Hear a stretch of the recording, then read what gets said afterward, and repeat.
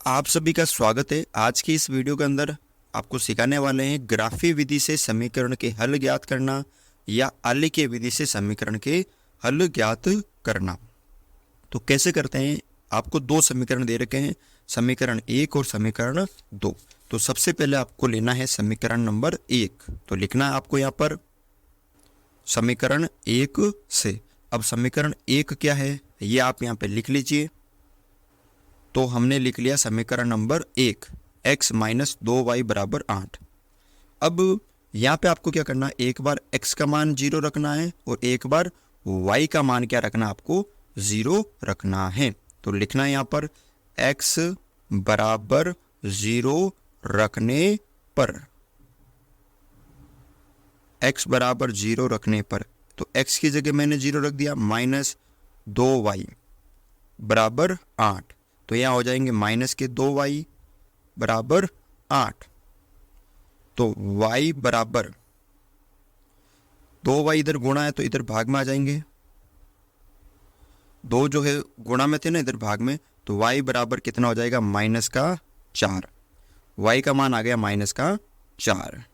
ठीक है, समझ में आ गया। अब आपको क्या करना है, एक बार x का मान 0 रख दिया, एक बार y का मान आप यहाँ पे क्या रख दीजिए, 0 रख दीजिए।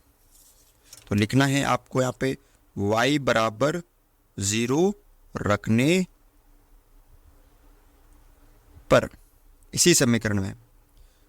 तो x की जगह x, माइनस 2 की जगह 2, गुणा y की जगह 0 बराबर 8। तो x, ये 2 को 0 से किया तो 0, तो 0 हो गया। तो x का मान कितना आ गया, 8। तो हमें दो मान प्राप्त हो गए। तो आपको एक सारणी बनानी है। कैसे, देखो आपको कुछ इस तरह से क्या बनानी है, सारणी जिसमें x और y का मान लिखना। आपने सबसे पहले x का मान 0 रखा था ना, तो y का मान क्या आया था, माइनस का 4। आपने y का मान 0 रखा तो x का मान क्या आया था, 8। ठीक है, ये एक सारणी बन गई। समीकरण 1 से हमने एक सारणी बना दी। आपको इसी तरह समीकरण 2 से भी एक सारणी बनानी है। तो लिखना आपको यहाँ पे आगे, अब इसके नीचे लिखना है कि समीकरण 2 से, समीकरण 2 क्या है, 3x प्लस 4y बराबर 20, यही है। अब वही काम करना है, एक बार x बराबर 0 रखना है। तो देखो x बराबर क्या रखना है, 0। तो लिखना है x बराबर 0 रखने पर। तो 3 की जगह 3 और x की जगह मैंने रख दिया 0, प्लस 4y बराबर 20। तो ये हो गया 0 पूरा, यहाँ पे 4y बराबर 20। तो y बराबर 20 बटा 4। तो y बराबर कितना आ गया, 5। जब मैंने, ये हो गया 0, 4 इधर गुणा में थे इधर भाग में आ गए, 20 में 4 का भाग दिया 5। अब अगर मैं इसमें देखो y बराबर 0 रखता हूँ, देखो y बराबर 0 रखता हूँ, तो ये y का मान हो गया आपके यहाँ पर 0, और 3 इधर गुणा में थे तो भाग में जाएंगे, तो 20 में 3 का भाग जाएगा नहीं, तो हम यहाँ पे y का मान 0 रख नहीं सकते हैं। ठीक है, तो अगर मैं y का मान 1 रखता हूँ, 4 इधर जाएंगे तो इधर हो जाएंगे। ठीक है, 4 इधर प्लस है इधर माइनस है, तो 20 में से 4 गए तो 16, फिर 16 में वापस 3 का भाग देंगे, ये होगा नहीं। तो y बराबर मैं 2 रखता हूँ। ठीक है ना, आपको रख के देखना पड़ेगा कि जब मैं y बराबर 0 रखता हूँ फिर इसको गुणा भाग में भेजूंगा तो ये कटेंगे या नहीं कटेंगे, पॉइंट में आएंगे नहीं आएंगे। तो देखो y बराबर मैं 1 रखता हूँ तो 1 हो गए यहाँ पे, तो 4 एक कम 4, फिर 4 प्लस के थे इधर आएंगे तो माइनस के हो जाएंगे, तो 20 में से 4 गए तो 16, 3 गुणा में थे तो भाग में, तो 16 भाग में मतलब 16 हो जाएंगे बटा 3, तो 16 का भाग जो है कटेगा नहीं 3 से, तो यहाँ y बराबर हम 2 रखेंगे। ठीक है, तो लिखना है y बराबर 2। देखो 4 दूनी 8, 8 इधर प्लस के इधर आएंगे तो माइनस के, 20 में से 8 गए 12, और 12 में 3 का भाग चला जाएगा ना, हाँ। तो y बराबर 2 रखने पर, तो y बराबर 2 रखते हैं, तो 3x प्लस 4 और y की जगह 2 बराबर 20। तो 3x प्लस 4 दूनी 8 बराबर 20। तो 3x 20 माइनस 8, 8 प्लस थे इधर माइनस के हो जाएंगे, तो ये दोनों गुणा में 3 इंटू एक्स बराबर 12, तो x बराबर 12/3, तो x बराबर 4। तो x का मान कितना आ गया? 4 आ गया। अब आपको एक बनानी है सारणी। तो देखो ये हमने सारणी बना ली है, यहाँ पे x और यहाँ y। अब x का मान आपने क्या रखा? सबसे पहले 0, तो y का मान आया था 5। आपने y का मान क्या रखा था? 2, तो x का मान आया था 4। अब आपको क्या करना है? इनसे एक ग्राफ बनाना है। तो आपको एक ग्राफ पेपर लेना है। तो यहाँ आपने एक ग्राफ पेपर ले लिया है।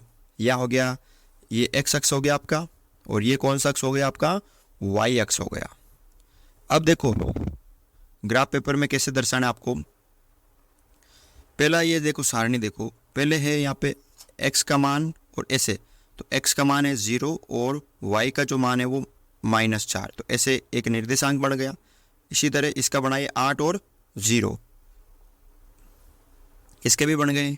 और इस सारणी से भी बनाइए आप 0 और 5 और 4 और 2, यह हमने निर्देशांक बना दिए। अब देखो सबसे पहले इसका निर्देशांक 0 कहाँ पे? ये रहा। और अब x का तो हो गया 0 और y का क्या है? 4, वो भी किसका? माइनस का। तो अब ये y अक्ष है, y का ये प्लस है, ये माइनस है, तो 0 पे खड़े रहकर -4 चलना है y की तरफ। तो y प्लस का ऊपर है, माइनस का नीचे, तो 0 फिर 1 2 3 4, तो यहाँ पे होगा ये 0 और -4। आगे देखो 8 है x का, और वो भी किसका? प्लस का। हमेशा पहले x का होता है फिर y का होता है।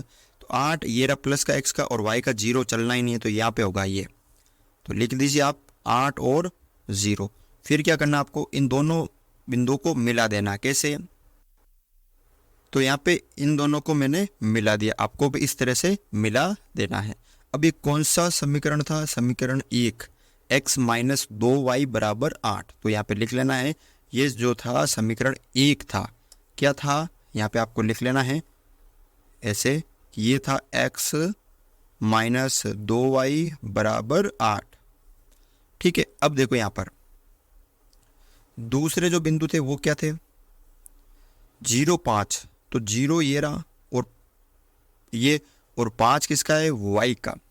तो ये 0 और आपके ये हो गया 5, 0 और 5।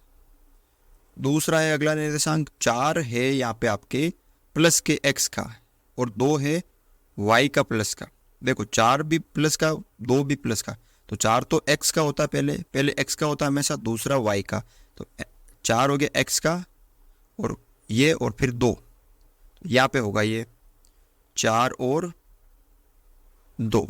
अब आपको क्या करना है? इनको भी मिला देना है। कैसे? देखो अब ये दोनों निर्देशांक जब आपस में मिलाओगे आप, यहाँ पर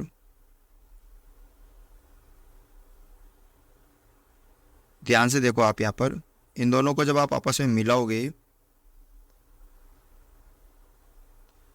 तो ये कुछ इस तरह से मिलेंगे, इस तरह से। ठीक है ना? कुछ इस तरह से ये आपस में मिलेंगे। तो ये कौन सा समीकरण था आपका? समीकरण 2, 3x + 4y बराबर 20। ठीक है ना? तो इस तरह से आपको ये ग्राफीय विधि से जो समीकरण के हल है वो ज्ञात करना है। ठीक है ना? तो अगर आपको वीडियो अच्छा लगा तो वीडियो को लाइक, और चैनल पर नए हो तो चैनल को सब्सक्राइब ज़रूर करें।